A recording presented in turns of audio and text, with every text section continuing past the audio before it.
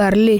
ಬರಬೇಕಾದ್ರೆ ಕಾಲು ಅಡ್ಡ ಕೊಟ್ಟು ಬೀಳೋ ಹಾಗೆ ಮಾಡಿದ್ರೆ ಮೂತಿ ಒಡೆದೋಗತ್ತೆ.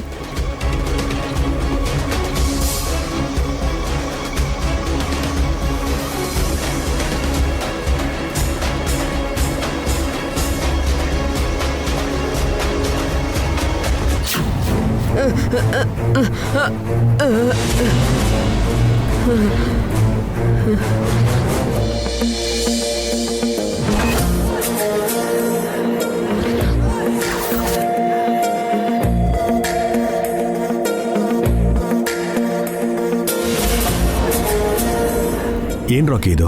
ಸ್ವಲ್ಪ ನೋಡ್ಕೊಂಡು ಹುಷಾರಾಗಿ ನಡಿಬೇಕಲ್ವಾ? ಸಾರಿ ಡ್ಯಾಡಿ, ಕಾಲ್ ಸ್ಲಿಪ್ ಆಯ್ತು. ನಿನ್ಗೇನು ಆಗಿಲ್ಲ ಅಲ್ವಾ ರಾಕಿ? ಏನಾಗಿಲ್ಲ ಮಮ್ಮಿ. ಕಿಟ್ಟುನ ಕಾಪಾಡಕ್ಕೆ ರಾಕಿ ಸುಳ್ಳು ಹೇಳ್ತಿದ್ದಾನೆ. ರಾಕಿ ಕಾಲ್ ಸ್ಲಿಪ್ ಆಗಿಲ್ಲ. ಕಿಟ್ಟು ಕಾಲ್ ಅಡ್ಡ ಕೊಟ್ಟು ರಾಕಿನ ಕೆಳಗ್ ಬೀಳೋ ಹಾಗೆ ಮಾಡ್ದ. ಮೇಲಿಂದ ನಾನೇ ನೋಡ್ದೆ.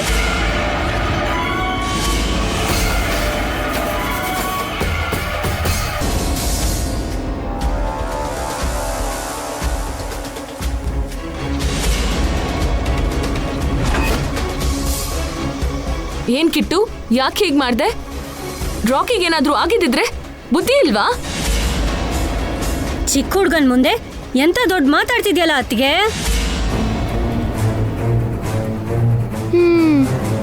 ಕಿಟ್ಟು ಏನೋ ತಮಾಷೆಗ್ ಮಾಡಿರ್ತಾನೆ, ಅದಕ್ಕೆ ಯಾಕಷ್ಟು ಸೀರಿಯಸ್ ಆಗ್ತಿದ್ಯಾ? ತಮಾಷೆ ಏನು? ಸಮಯಕ್ಕೆ ಸರಿಯಾಗಿ ಅವ್ರು ಬಂದು ಹಿಡ್ಕೊಂಡಿದ್ದಕ್ಕೆ ಸರಿ ಹೋಯ್ತು. ಇಲ್ಲ ಅಂದ್ರೆ ಎಂತ ದೊಡ್ಡ ಅನಾಹುತ ಆಗ್ತಿತ್ತು. ಅನಾಹುತ ಏನಾಗ್ಲಿಲ್ವಲ್ಲ, ಯಾಕೆ ಹಾಕಿ ಕಿರ್ಚಾಡ್ತಿದ್ಯಾ? ರಾಕಿಗೆ ಮೊನ್ನೆ ತಾನೇ ದೊಡ್ಡ ಆಕ್ಸಿಡೆಂಟ್ ಆಗಿದೆ. ಕ್ಷೇಮವಾಗಿ ಆಚೆ ಬಂದಿದ್ದಾನೆ. ಅಂಥದ್ರಲ್ಲಿ ಅವನ ಜೊತೆ ಯಾಕೆ ಆಟಾಡ್ಬೇಕು ದಮಯಂತಿ? ಅನ್ನಿ, ಎಲ್ರು ನಮ್ಮನೆ ಅನ್ನಿ. ಈ ನಂದಿನಿ ಹೇಳಕ್ಕೆ ನೀವೆಲ್ಲ ನಮ್ಮೇಲೆ ಕಿರ್ಚಾಡಕ್ಕೆ. ಈ ಮನೆಯಲ್ಲಿ ಸ್ವಂತದವ್ರಿಗಿಂತ ಬೇರೆಯವ್ರಿಗೆ ಜಾಸ್ತಿ ಬೆಲೆ ಕೊಡ್ತಿದ್ದೀರಾ.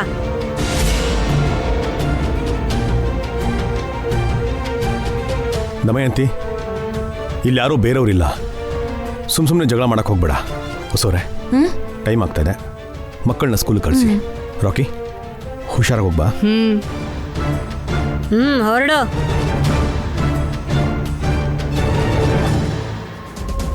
ನಡಿಯೋ.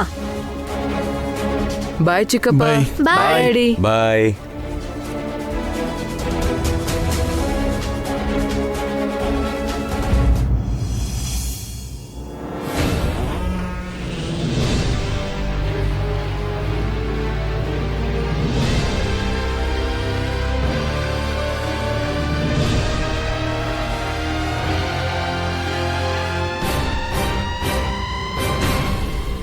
ಏನ್ರಿ ಯೋಚನೆ ಮಾಡ್ತಿದ್ದೀರಾ? ರೆಡಿಯಾಗಿ ಹೊಸೋರೆ, ನಾವು ಆಚೆ ಹೋಗಿ ಬರೋಣ. ಎಲ್ಲಿಗೆ ರೀ? ರಾಕಿ ಬಗ್ಗೆ ಹೇಳಿದ್ರಲ್ಲ, ಆ ಸ್ವಾಮೀಜಿ ಹತ್ರಕ್ಕೆ.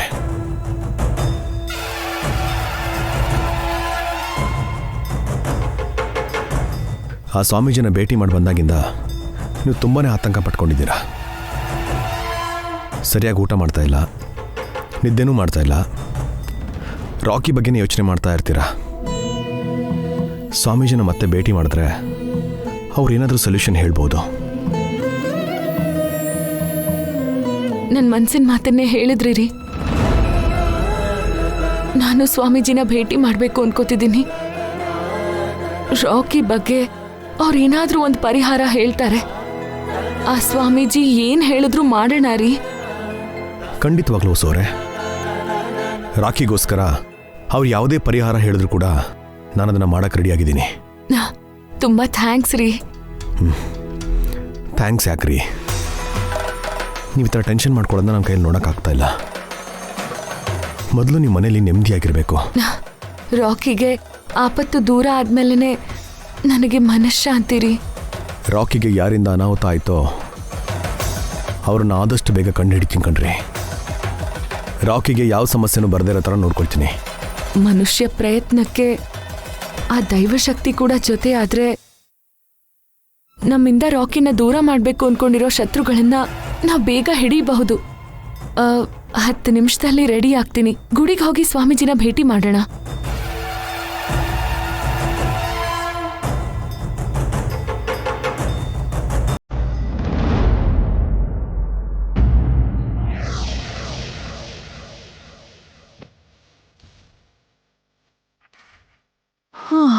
ಅಮ್ಮ ಹ. ಏನೇ ಬಾಯ್ಲಿ. ಏನತ್ತೆ? ಹೋಗಿ ನನ್ಗೊಂದು ಕಾಫಿ ತಗೊಂಡ್ಬಾ. ಆ ನಿನ್ನೆ ಕಣೆ, ಹೋಗಿ ಕಾಫಿ ತಗೊಂಡ್ಬಾ. ಕೇಳಿಲಿ, ನಾನೇನಾದ್ರೂ ನಿನ್ ಕೆಲ್ಸದೋಳ? ನನಗ್ ಕಾಫಿ ತಗೊಂಡ್ ಬಾ ಅಂತಿದ್ಯಲ್ಲ. ನೀನು ನನ್ ಸೋದರ ಸೊಸೆ ಅಲ್ವೇನೆ, ಸೋದರತೆಗೆ ಅಷ್ಟು ಸೇವೆ ಮಾಡಕ್ಕಾಗಲ್ವಾ? ನಿಂಗೆ ಕೈ ಕಾಲು ಚೆನ್ನಾಗೇ ಇದೆ ತಾನೇ, ನಿನ್ ಕೆಲ್ಸ ನೀನ್ ಮಾಡಕ್ಕಾಗಲ್ವಾ? ನನ್ ಕೆಲ್ಸ ನೀನ್ ಮಾಡಿದ್ರೆ ನಿನಗ್ ಪುಣ್ಯ ಬರುತ್ತೆ ಕಣೆ. ಹೋಗು, ಬೇಗ ಕಾಫಿ ತಗೊಂಡ್ಬಾ ಹೋಗು. ಆಹಾ, ಪುಣ್ಯನಾ? ಮಾಡ್ತೀನಿ ಇರು. ಹಾ.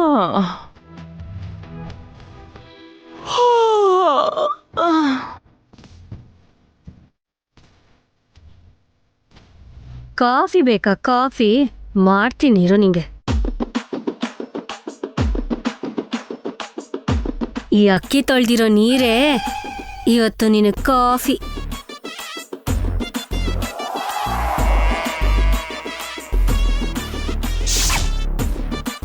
ತಗೋ ಅತ್ತೆ. ಕಾಫಿ ತಗೊಂಡ್ಬಾ ಅಂದ್ರೆ ಹಾಲು ಯಾಕೆ ತಂದಿದ್ಯಾ? ನಿನ್ ಮೇಲಿರೋ ಪ್ರೀತಿಯಿಂದ ಬಿಸಿ ಬಿಸಿ ಹಾಲು ತಗೊಂಡ್ ಬಂದಿದ್ದೀನತ್ತೆ, ಕುಡಿ.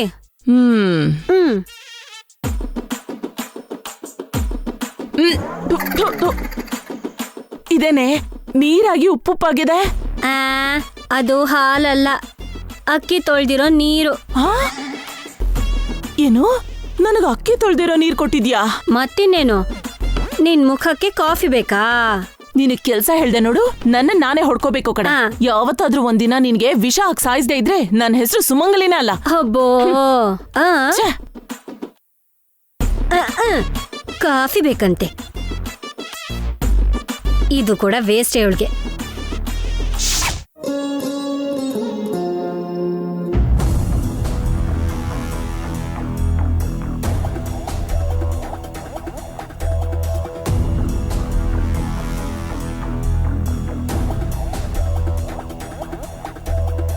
ಲೇ, ಇಲ್ಲೇನೇ ಮಾಡ್ತಿದ್ಯಾ? ಟೀ ಕುಡಿತಿದ್ದೀನಮ್ಮ, ಕಾಣಿಸ್ತಿಲ್ವಾ? ಕೇಳಿಲಿ, ನಿನ್ ಚಿಕ್ಕ ಮಾವ ಆಚೆ ಹೋಗ್ತಿದ್ದಾನೆ ಅನ್ಸತ್ತೆ. ನೀನ್ ಅವನ್ ಮುಂದೆ ಕೆಳಗ್ ಬೀಳೋ ತರ ನಾಟಕ ಮಾಡು. ಯಾಕಮ್ಮ? ನೀ ಕೆಳಗ್ ಬೀಳ್ಬೇಕಾದ್ರೆ ನಿನ್ ಮಾವ ನಿನ್ನ ಹಿಡ್ಕೋತಾನ್ ಕಣೆ. ಆಗ ನಿನ್ ಮಾವ ನಿನಗ್ ಹತ್ರ ಆಗ್ತಾನೆ. ಹಾ, ಕೊಡಿಲಿ, ಹೋಗು ಹೋಗು ಹೋಗು. ನಂದಿನಿ,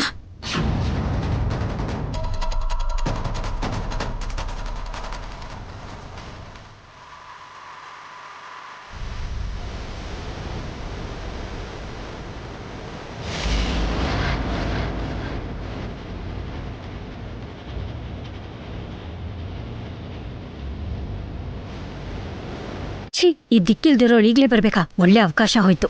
ಥ್ಯಾಂಕ್ಸ್ ಭಾವ. ಎಲ್ಲಿಗೋ ಹೋಗ್ತಿದ್ದೀರಾ ಅನ್ಸುತ್ತೆ? ಹೌದು, ಆಫೀಸ್ಗೆ ಹೋಗ್ತಿದ್ದೀನಿ. ನಾನ್ ಎದುರಿಗೆ ಬರ್ಲಾ ಭಾವ? ನೀನಲ್ಲ, ಮಾವಂಗೆ ನಾನ್ ಎದುರು ಬರ್ತೀನಿ. ಭಾವನ್ನ ಮೊದಲು ನಾನ್ ಕೇಳಿದ್ದು. ಇಲ್ಲ, ನಾನೇ ಮಾವಂಗೆ ಎದುರು ಬರೋಣ ಅಂತಿದ್ದೆ, ನೀನೇ ಮಧ್ಯದಲ್ಲಿ ಅಡ್ಡ ಬಂದೆ. ನಾನಲ್ಲ, ನೀನೇ ಸೈಡಿಗೆ ಹೋಗು. ಏನೇ ಇವಳು ಸೈಡ್ಗೆ ಹೋಗೋದು? ನೀನ್ ಎದ್ರಿಗೆ ಬಂದ್ರೆ ನನ್ನ ತಮ್ಮನ ಕೆಲಸ ಅಷ್ಟೇ. ಏನಾದ್ರೂ ಒಂದು ಅನಾಹುತ ಆಗುತ್ತೆ.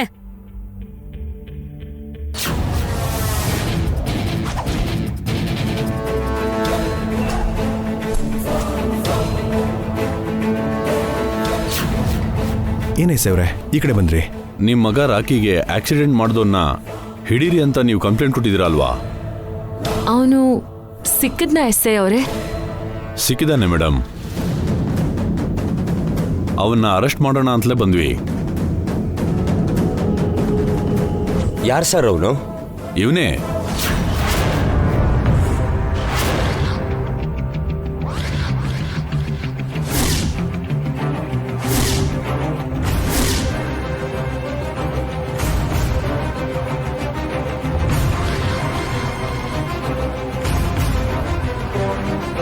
ಏನ್ ಹೇಳ್ತಾ ಇದ್ದೀರಾ ಸರ್?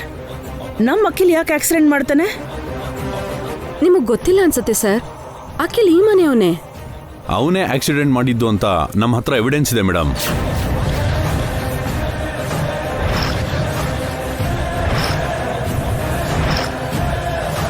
ಸರ್, ನನ್ನ ತಮ್ಮ ಯಾಕೆ ಆಕ್ಸಿಡೆಂಟ್ ಮಾಡ್ತಾನೆ ಸರ್? ನೀವೇನೋ ತಪ್ಪು ಮಾಹಿತಿ ತಗೊಂಡ್ ಬಂದಿರ್ತೀರಾ ಸರ್.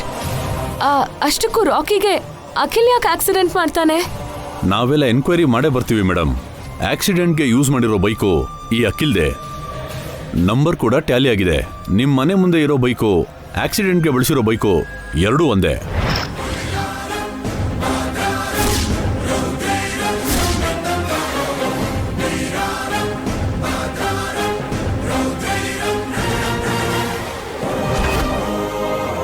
ನಾನು ಬೈಕ್ ಓಡಿಸಿ ತುಂಬಾ ದಿನ ಆಗಿದೆ ಸರ್. ಹೌದು ಸರ್, ಮೊನ್ನೆ ತನಕ ನನ್ನ ತಮ್ಮ ವೀಲ್ ಚೇರಲ್ಲೇ ಇದ್ದ. ನೀವ್ ಯಾರನ್ನ ನೋಡಿ ನಮ್ಮ ಅಖಿಲ್ ಅಂತ ಅನ್ಕೊಂಡಿದ್ದೀರಾ? ಒಂದ್ಸಲ ಚೆಕ್ ಮಾಡ್ಕೊಳ್ಳಿ. ಆಧಾರ ಇಲ್ಲದೆ ನಾವು ಬಂದಿಲ್ಲ ಮೇಡಮ್. ಬೇಕಾದ್ರೆ ಈ CCTV ಫುಟೇಜ್ ನೋಡಿ.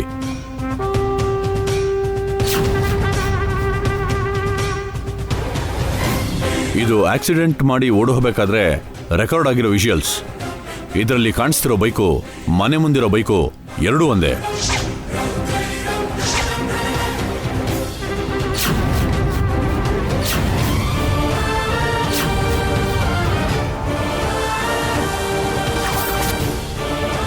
ಎರಡು ಬೈಕು ಒಂದೇ ಥರ ಇರ್ಬೋದು.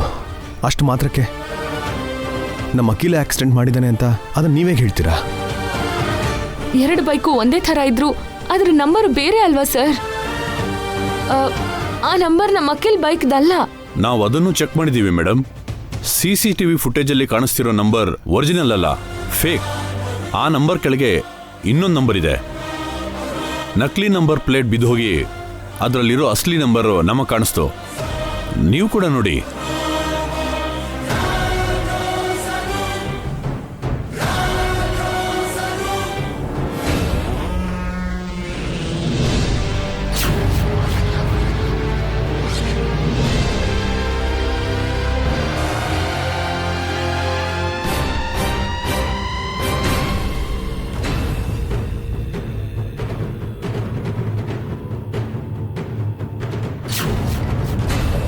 ಈ ನಂಬರು ಮನೆ ಮುಂದಿರೋ ಬೈಕ್ ನಂಬರು ಸೇಮ್. ಈ ನಂಬರ್ ಅಖಿಲ್ ಹೆಸರಲ್ಲಿ ರಿಜಿಸ್ಟರ್ ಆಗಿದೆ.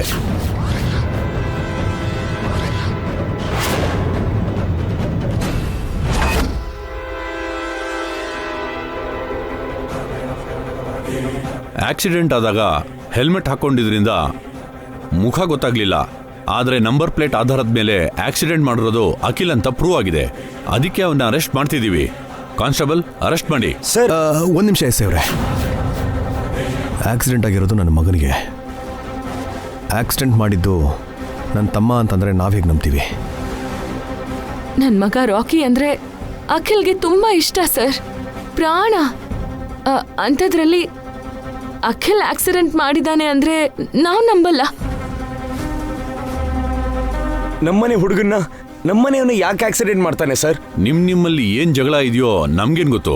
ಆಸ್ತಿಗೋಸ್ಕರ, ದುಡ್ಡುಗೋಸ್ಕರ ಸ್ವಂತದವ್ರನ್ನೇ ಸಾಯಿಸ್ತಿದ್ದಾರೆ.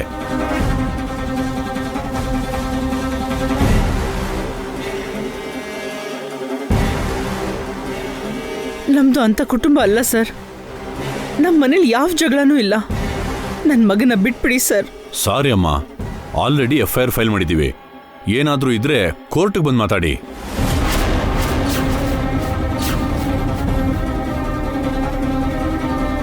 ನನಗೇನು ಗೊತ್ತಿಲ್ಲ ಅಣ್ಣ. ಅಷ್ಟಕ್ಕೂ ನನ್ನ ಬೈಕೇ ತೆಗ್ದಿಲ್ಲ.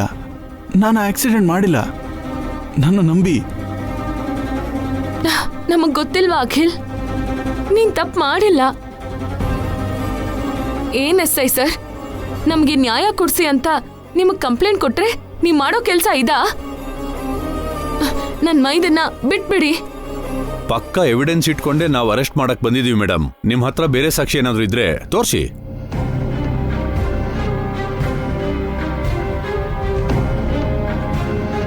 ಅಭಿ, ಅಖಿಲ್ನ ಬಿಟ್ಬಿಡಿ ಅಂತ ಹೇಳೋ.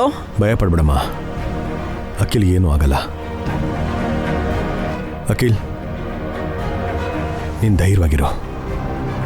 ನೀನು ಅಪರಾಧ ಮಾಡಿಲ್ಲ ಅಂತ ನಮ್ಮ ಫ್ಯಾಮಿಲಿಗೆ ಎಲ್ಲರಿಗೂ ಗೊತ್ತು. ನಾವೆಲ್ಲ ನಿನ್ನ ಜೊತೆನೇ ಇದ್ದೀವಿ. ನೀನು ಧೈರ್ಯವಾಗಿ ಅಭಿ, ನಿನ್ನ ಆಚೆ ಕರ್ಕೊಂಡು ಬರೋ ಜವಾಬ್ದಾರಿ ನಂದು. ಕಾನ್ಸ್ಟೇಬಲ್, ಕರ್ಕೊಂಡು ಬನ್ನಿ. ಅಯ್ಯೋ ಬೇಡ ಸರ್, ಬೇಡ, ಬಿಟ್ಬಿಡಿ. ಅಯ್ಯೋ ಸರ್, ನಾವ್ ಹೇಳೋದು ಕೇಳಿ ಸರ್.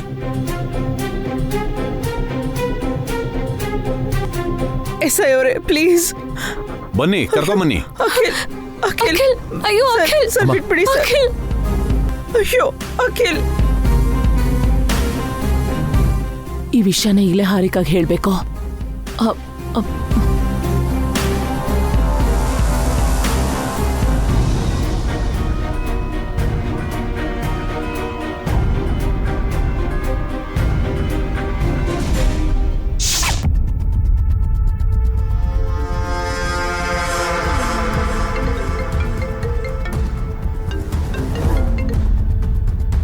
ಹಲೋ, ಹೇಳು ಆಂಟಿ.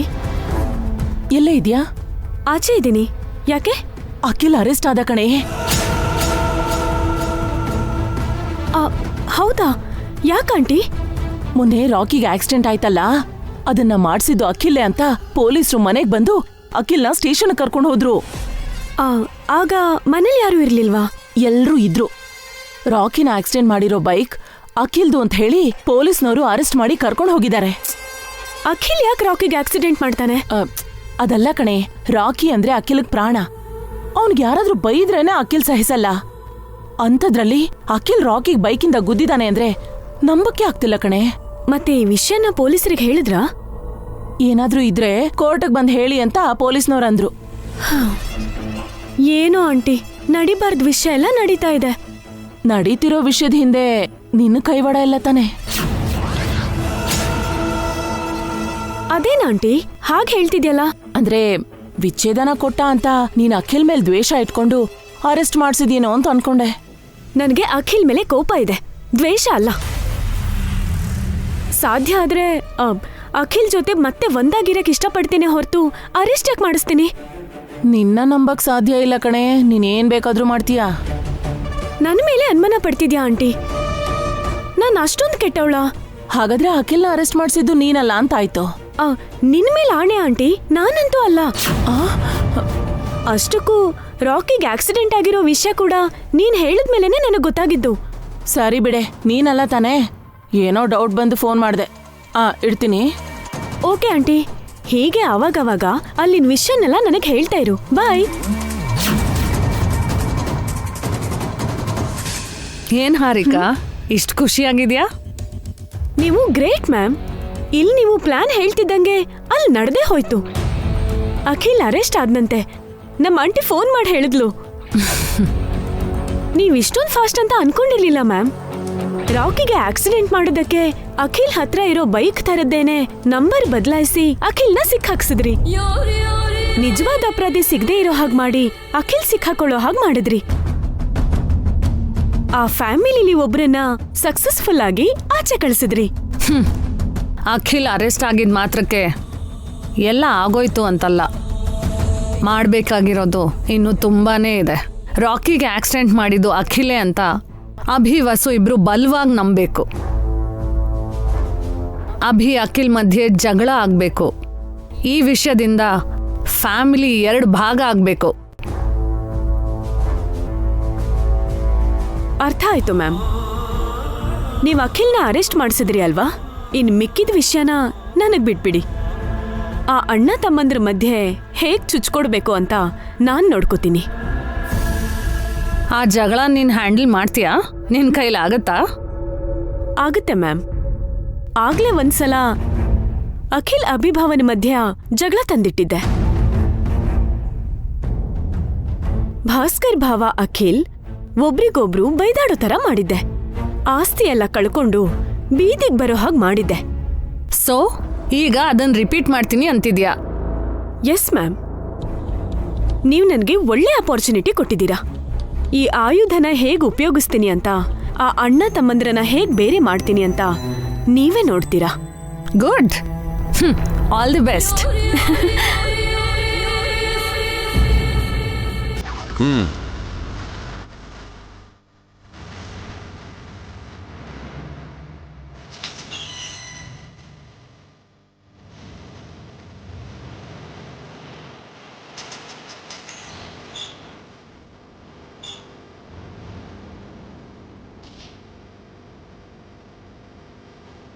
ನಾನು ಯಾಕೆ ರಾಕಿಗೆ ಆಕ್ಸಿಡೆಂಟ್ ಮಾಡಲಿ?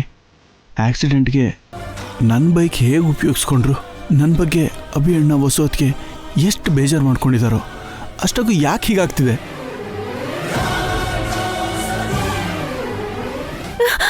ಅಯ್ಯಯ್ಯೋ ದೇವ್ರೆ, ನಮ್ಮ ಯಜಮಾನ್ರಿಗೆ ಯಾಕಪ್ಪ ಹಿಂಗಾಯ್ತು?